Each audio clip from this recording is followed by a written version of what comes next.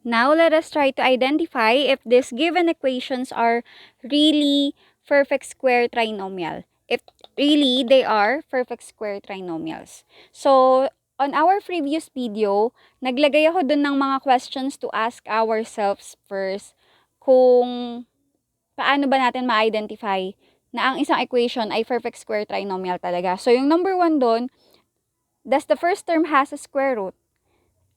And then, does the last term has a square root? And then the last question is the middle term twice the product of the square roots of the first and last terms? So, syempre, hindi naman natin makakabisa yun lahat. So, I have here our guide. This will be our guide later on to identify these 4. So, ito yung magiging guide natin. So, let us start. So, number 1, we have a squared minus 8a plus 16. Okay? So, check natin. Yung first term ba natin may square root? So, let us try. Si a squared ba may square root? So, yes, meron. So, we have a. And then, si last term ba? Check na natin to. So, si third term ba? Or si last term ba may square root? So, ano bang square root ni 16? So, we have 4. Okay? Now, let us check our middle term. Yung middle term ba, twice the product of the square roots of the first and last term.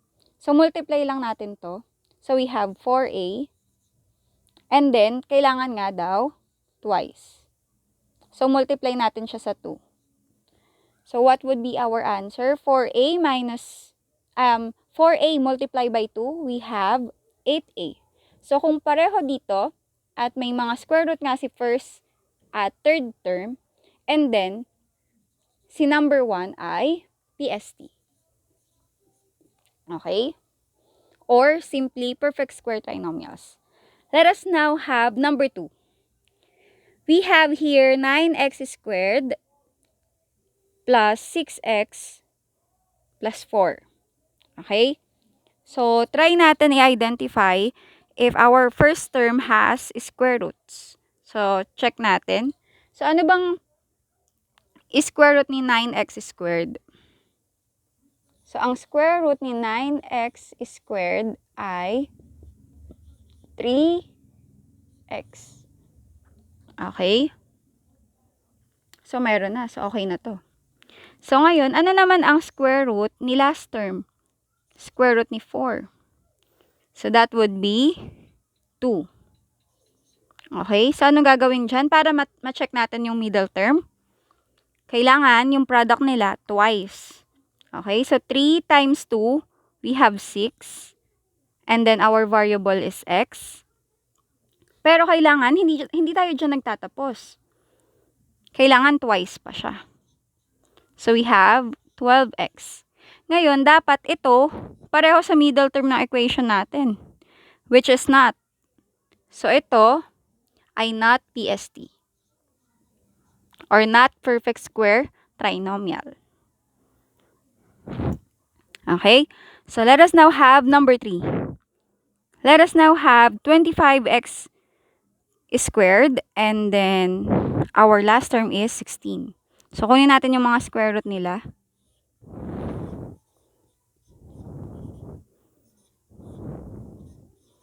Ano bang square root ni 25? So, we have 5. And then, yung x squared natin ay x. And then, sa 16, we have 4. So, kailangan natin silang i-multiply. So, we have,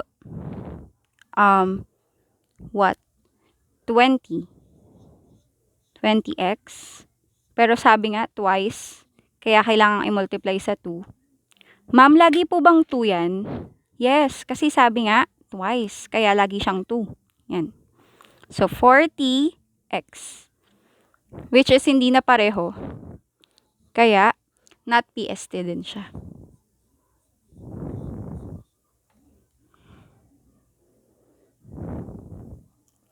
Now, let us have our last number. We have here b squared minus 18b plus 81. So, anong kukunin natin na una? Yung first term, kailangan nating i-check kung may square root. So, we have b squared. Ang square root niyan ay simply b. And then, yung last term, which is 81, kailangan nating i-check kung may square root. Ano bang square root ni 81? So, we have 9. So, multiply natin sila kasi nga, product. So, 9b. Pero sabi, kailangan daw, twice. So, ano yung pang-twice natin dyan? 2. So, 9 times 2, 18. Yung variable natin is b. Pareho ba sila? Yes, pareho. At may mga square root to. So, ito ay PST. Okay. So, balikan lang natin yung number 3 natin. Kung titignan natin mabuti, lahat ng mga PST natin, or kahit yung ibang not PST, sa mga PST lang pala, makikita natin, yung operation nila sa dulo, palaging plus. Kaya meron tayong bonus guide dito. Kung makikita ninyo, may bonus guide tayo dito. Kasi, ang operation niya lang is either minus plus or plus plus.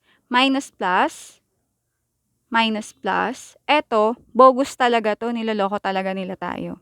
So, kahit ganyan, kahit plus plus yan, pero i-check mo pa rin yung middle term. So, dapat, para malaman natin kung PST ba siya o hindi. Kahit plus plus yan, i-check natin yung middle term, yung last term, tsaka yung first term. Okay? So, kailangan etong, not just 3, pati itong bonus. Okay? Not just 3. Kailangan lahat yan masatisfy para masabi nating PST siya.